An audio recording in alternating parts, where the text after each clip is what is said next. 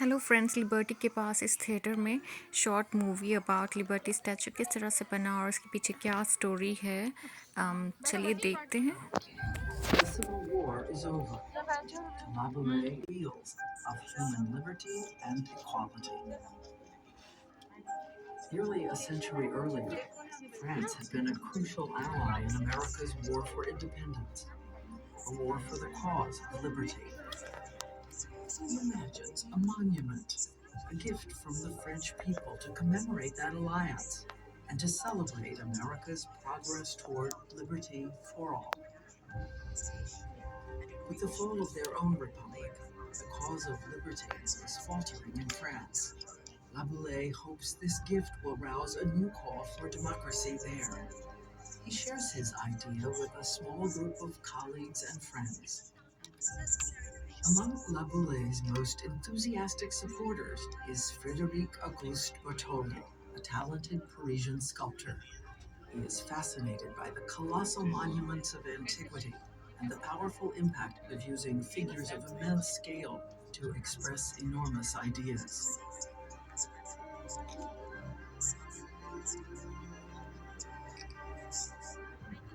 In 1871, Bartholdi crisscrosses America, gathering inspiration, discussing the project with publishers, politicians, and even President Ulysses S. Grant. He searches for the perfect site and finds it, Bedloe's Island, just a tiny speck of land in New York Harbor. But to the artist, a dramatic stage for the colossal statue he's begun to envision. New York Harbor, one of the busiest in the world, teems with international trade and an increasing flow of immigrants drawn to and fueling an unprecedented surge of industry and wealth in the wake of the Civil War. Every ship coming and going will pass the statue in the harbor.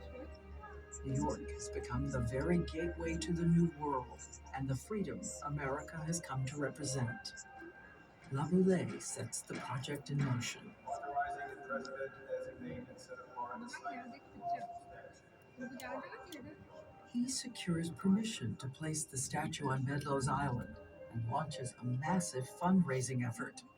His plan calls for the people of France to donate the statue. Americans will provide a grand pedestal for the statue on the chosen site. Bartholdi spends years on the design. The ancient Roman goddess Libertas has long been used to personify the idea of liberty. But the idea of liberty is controversial in much of the world. It suggests violence and revolution. In the end, Bartholdi's vision transforms the goddess into a bearer of law and light.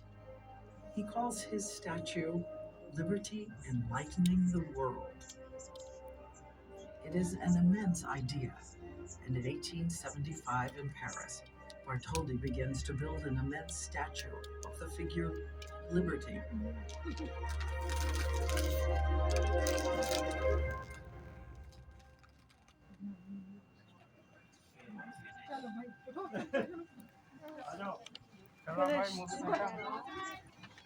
From Bartholdi's final model of the statue, just 4 feet tall, the sculptor and his team of skilled artisans begin to create a statue that will be 151 feet tall. They make thousands of measurements in order to fashion accurate, full-scale plaster casts of the statue's individual parts.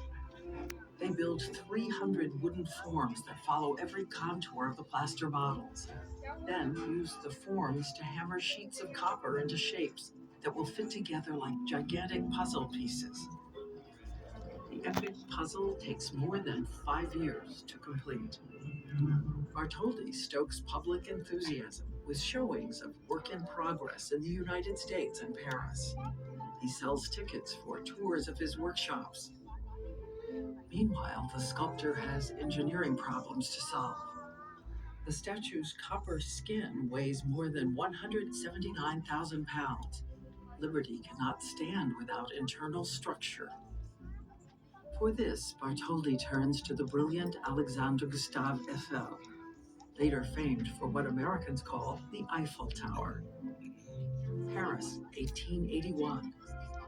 The full statue begins to rise up, towering over the neighborhood surrounding the construction yard. By completion, more than 300,000 people have come to behold her. Dignitaries, artists, writers, and everyday gawkers, all stunned by her scale and stirred by the power of the ideas she conveys.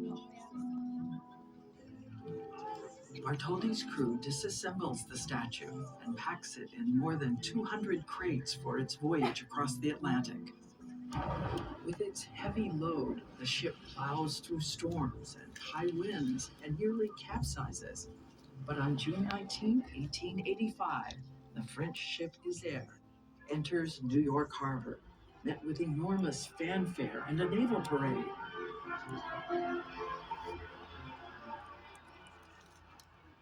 Over the next year, atop the new pedestal on Bedloe's Island, the statue rises again, now to an astounding 305.5 feet, from the ground to the top of her torch. October 28, 1886, America formally dedicates the Statue of Liberty.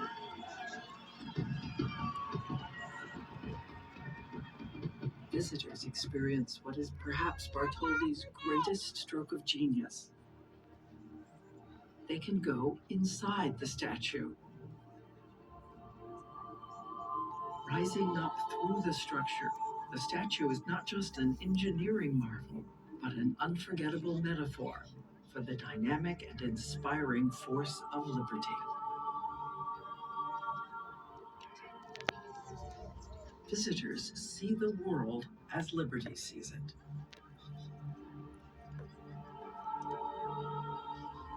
The statue lifts a torch of hope, lighting the way to possibility, to the promise of liberty and justice for all.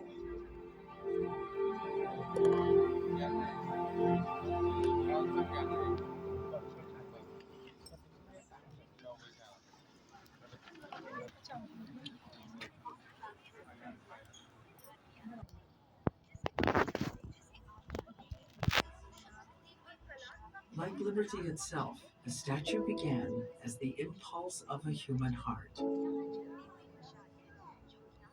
The Statue of Liberty is at once an emblem of America's highest ideals and the deep ironies of our history. Broken shackles at her feet, but the legacy of slavery still very real in 1886 as the statue is dedicated.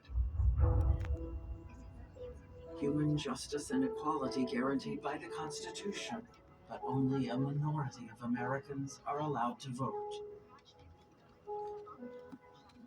In the New York Harbor, she quickly becomes an icon for America and begins to gather layers of meaning as the United States rises to power and prominence in the world. Her life inspires hope in the hearts of millions of immigrants from everywhere on earth. She sees American troops off to war and welcomes them home. The ideals for which she stands resonate far beyond this harbor. She becomes an icon for something far beyond America. She stands for the ageless human yearning to live free. She stands for the belief that we are all born with the right to express the impulse of a human heart. She stands for the freedoms of life, liberty, and the pursuit of happiness, and for the laws that guarantee those freedoms for all. That is the hope that speaks to the ages. That is liberty enlightening the world.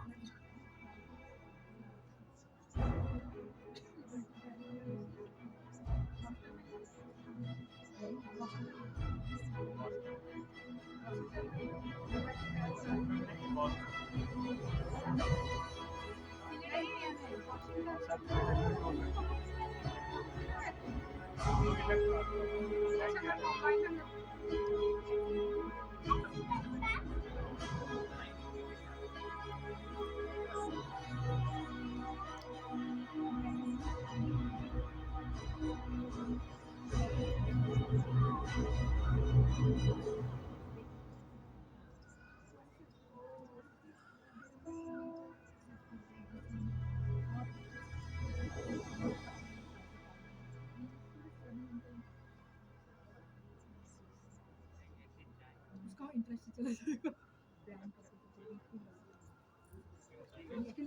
जाएगा।